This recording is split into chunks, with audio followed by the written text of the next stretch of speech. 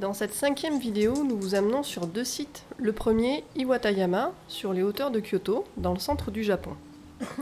C'est dans les années 70 que le comportement de manipulation de pierre a été observé pour la première fois. Les primatologues ont référencé plein de façons de faire chez les macaques.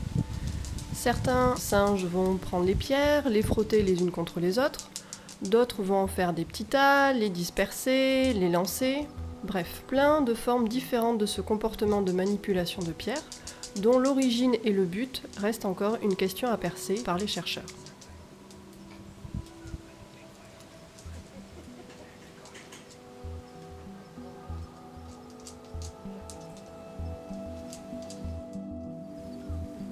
La raison de ce comportement reste encore inconnue. Mais ce que les chercheurs ont pu découvrir, c'est que ce comportement est surtout observé chez des groupes qui sont approvisionnés en nourriture. Donc des groupes qui ont, entre guillemets, un petit peu de temps à perdre.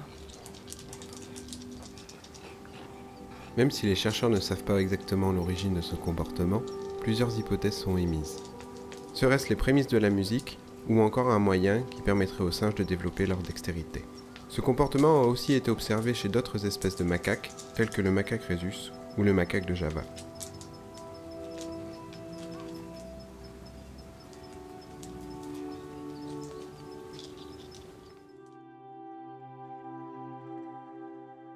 Sur le deuxième site, le site de Shodoshima, qui est une petite île entre Honshu et Shikoku, on retrouve également ce comportement de manipulation de pierre. Là encore, les individus vont montrer différentes façons de manipuler les pierres. Certains vont les frotter, certains vont toiletter même leurs congénères avec une pierre dans la main. Bref, tout un panel de comportements différents.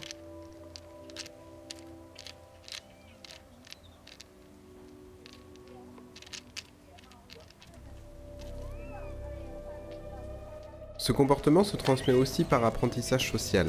On peut voir ici des juvéniles qui essaient de jouer avec les pierres. Leur habileté ou leur dextérité n'est pas la même que chez les adultes, mais en tout cas ils essaient, et au fur et à mesure de leur apprentissage, ils deviendront de plus en plus adroits.